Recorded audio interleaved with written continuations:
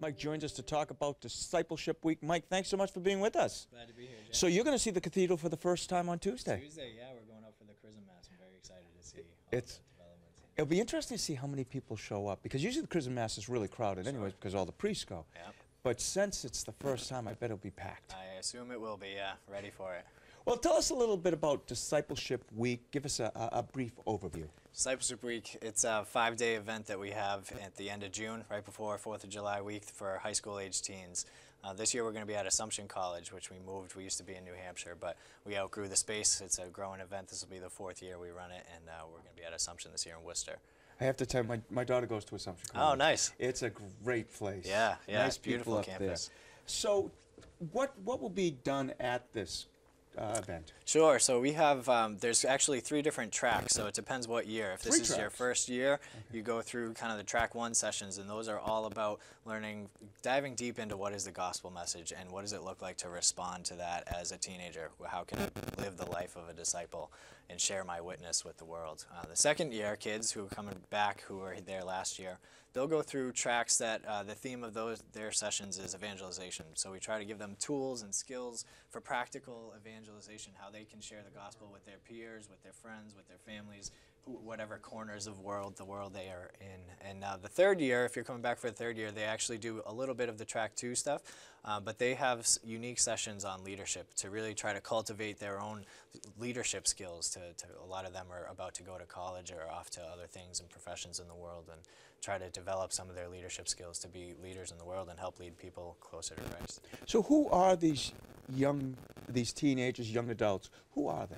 They come from all over the diocese. Actually, this year we're opening it up beyond the Archdiocese of Boston to anyone in New England. They are anywhere from just about to finish their freshman year right now to just about to graduate high school right now. That's the age range we go through. And is it usually a big crowd? It's it's not bigger for sure, 'cause it's you moved to bigger. Assumption. It is growing. We try to not make this a huge event. It's supposed to be a little bit more of an intimate event. A lot of the teens that show up are really like personally looking to take that next step in their faith, so they're kind of like proactively trying to go deeper in their life of discipleship and grow in evangelization. So it tends to be a little bit smaller of a crowd, which is good because they get to meet each other and make connections throughout the Archdiocese, which is fun to watch throughout the rest of the year as they keep in contact with each other. Now, I have 3 teenagers. Okay. One's about to be 20, but so I have 2.5, let's say, 2 and Okay, 3/4. sure, yeah.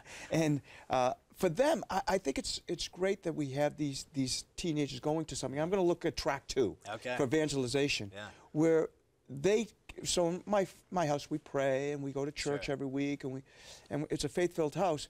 But that's not always the case, and it surprised my kids when they were young. And they said, "Hey, this person doesn't go." Yeah. They didn't understand. Right. So I think it's great that maybe some of their peers will be going out and talking to them about their faith. Is that part of the goal? Yeah, absolutely. That's part of the goal. And it's part of our, we try to be intentional about building in kind of practice sessions or like training, like a safe space to try to, like we used to talk about the training wheels a lot. Like start using this stuff here at Discipleship Week where other people are trying to use it, and it's going to feel a little bit awkward and you might be a little scared. You might have to step out of your comfort zone a little bit. But, you know, when you get back into the halls of your high school, it's going to be a harder environment to try to do that. So try to do it here. We try to give them some space and time to actually do that. And is it a struggle for these young adults in the world today trying to bring their faith forward? Sure. I mean, I think it's a struggle for anyone today trying to bring I think you're their right, yeah. faith forward, but in particular teens, I think it's getting harder and harder for them and their culture and it's the world they live in to be expressive about their faith, and there's a lot of pressure for them to maybe keep it silent and personal and individualized and internal. But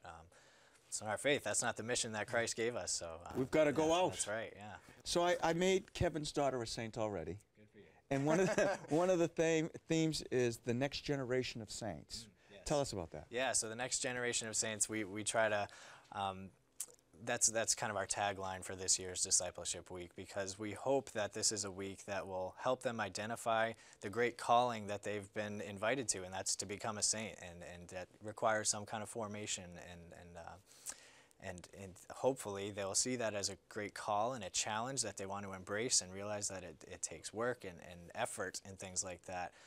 But we want to invite them to say yes, to respond to that call and to embrace the call to become saints. What's been your greatest joy doing this type of work, Mike? Oh man, That's a hard question. There's a lot of joys I associated with this. I Yeah. ask the hard ones. My greatest joy, I guess, is seeing it click for someone who's either been there, maybe they showed up and they didn't really want to be there, maybe their parents made them go or something like that, and they realized the gospel is something different than they thought it was. They had a caricature of the gospel, and they realized that the reality of the gospel is something different, that Jesus was an actual person. He has a compelling message and challenge for their life, and to see that change, I think, is probably the most joyful thing. You know, one thing I heard from my grandparents, my parents, and I still hear it today, read it in mail all the time, is people say that they're afraid for the future of the church, but I think you probably see a different future because you see these young people. Yeah. I mean, I get it. I get the fear. I mean, we're kind of dwindling in number, but I see the faith of young people is very deepening. And that, again, training the next generation of saints. Anytime in the church we've encountered hard times and been struggling with numbers and different issues here and there, God tends to raise up great saints. So we're hoping that the teens that are coming through Discipleship Week will go out into the world to be those great saints for this period of time in our church.